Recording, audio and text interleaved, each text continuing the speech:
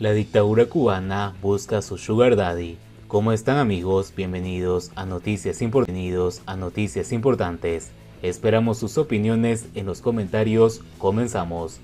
Se confunden aquellos que creen estar ganando derechos económicos cuando unos simples permisos temporales.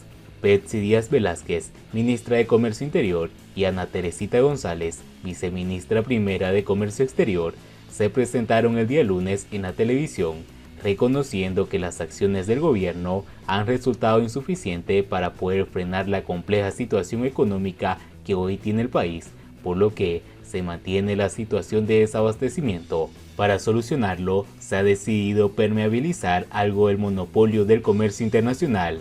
Sus declaraciones nos recuerdan que durante el castrismo los ciclos de liberación y represión económica se suceden dependiendo de la necesidad circunstancial que tenga el régimen de avivar la economía. Liberizan solo bajo presión, jamás por convicción. Se confunden aquellos que creen estar ganando derechos económicos, cuando lo que están es recibiendo simples permisos temporales, una confusión que se convierte en complicidad, consciente o no, con un régimen que niega derechos políticos imprescindibles bajo la especificidad cubana, para aspirar a derechos económicos y prosperidad sostenible en la isla condenada, para bien y para mal, a coexistir con la primera dependiendo de lo que los cubanos elijan. El ideal castrista es el de un campamento militar o una prisión, donde cada cual sabe lo que le toca, de un ecomanato administrado desde arriba. No es un gobierno acogedor con los emprendedores privados, los tolera solo cuando los necesita, pero los espanta si son extranjeros o los reprime cuando son nacionales.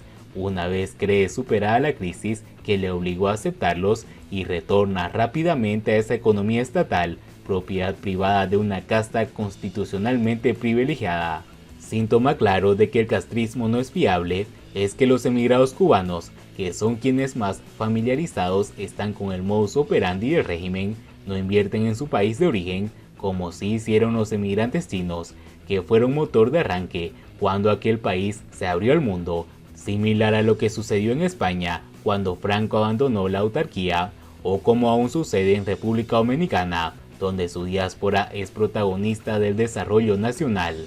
No hay mayor bloqueo al desarrollo económico en Cuba que la inseguridad jurídica, y es que no hay garantías para invertir en un país sin división de poderes, bajo un régimen que confecciona leyes a medida, blindando su poder político, y fideliza una élite militar integrándola, junto a cargos medios del partido, a una naciente burguesía especializada mediante MIPYMES en convertir el presupuesto estatal en riqueza privada, burguesía fiel que fungirá como un amortiguador ante la cerrada casta superior y la escoria plebeya. No renunciaremos al monopolio del comercio exterior, advirtió la viceministra del ramo, dejando claro que el gobierno mantiene el poder y lo ejercerá eligiendo discrecionalmente a los afortunados con patente de corso para pescar en el pozo repleto de peces hambrientos que es la sociedad cubana. Discrecionalidad es todo lo contrario a seguridad jurídica y libre competencia. Discrecionalidad significa que al festín solo estarán invitadas a las empresas cubanas o extranjeras que mejor sirvan a los propósitos del gobierno, pues al fin y al cabo, el que parte reparte. Más allá de las medidas anunciadas, lo que dejó claro el castrismo por boca de esas dos funcionarias perfectamente desechables es que, aún sabiendo que se necesita libertad económica, aún sabiendo que debe desmontarse ese bloqueo interno que frena la iniciativa privada, aún sabiendo que el pueblo está en una situación crítica, aún sabiendo todo, se darán solo dos pasitos cuando lo que se debe es correr, porque lo importante es el socialismo y no el pueblo cubano. Lo que se anunció no fueron medidas económicas y por lo tanto no servirán para fundamentar el desarrollo de la industria nacional, como alegan otra vez, como mismo antes dijeron con las tiendas en MLC. Son medidas políticas dirigidas a darle oxígeno a un régimen decrépito, cuyas garras se resisten a soltar el cuerpo de la nación. Por ello, hay que responderlas políticamente, aclarando como aviso para navegantes ilusos que los cantos de sirena conducen siempre al naufragio y el sufrimiento. Ahora, un peligro inminente para Cuba son los que pueden llegar engañados, equivocados o deseosos de poder aprovechar un mercado cautivo para terminar siendo sugar daddies desplumados de un gobierno que necesita tiempo y recursos para recomponerse y volver a engañar al pueblo, adoctrinamiento y temor mediante, para que se conforme con electricidad, pollo y guaguas y deje de pensar en libertad. Siguiendo con las noticias, la engañosa política gubernamental hacia las MIPYMES. Sufrirán cortes adicionales de energía eléctrica, así como restricciones para obtener créditos en MLC. Durante el último periodo de las sesiones de la Asamblea Nacional del Poder Popular, se dio a conocer, en tono de victoria por el ministro de Economía y Planificación, Alejandro Gil, que había en el país un total de 4.042 micro, pequeñas y medianas empresas, MIPYMES, 3.991 privadas y 51 estatales y 55 cooperativas no agropecuarias. Más recientemente trascendía que desde el pasado 8 de agosto se abrió la convocatoria para la creación de MIPYMES y CNA en las actividades económicas que hasta el momento no se habían tramitado. A todas luces, el castrismo pretende hacer ver, mediante esta estrategia de aumentar el número de actores económicos no estatales, en especial las MIPYMES, que existe por parte de la maquinaria del poder la voluntad de impulsar estas nuevas formas de gestión. Se potencia el elemento cuantitativo, pero como veremos a continuación, no sucede igual con el factor cualitativo.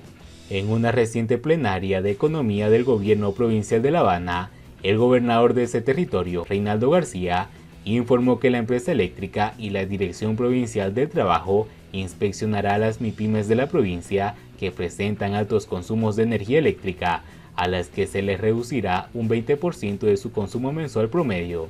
Es decir, que a los apagones generales que están padeciendo actualmente todos los barrios de Cuba, se agregarán apagones selectivos para poder limitar el consumo eléctrico de las MIPYMES. Evidentemente, tal medida constituye un freno para el desarrollo de estas novedosas formas productivas.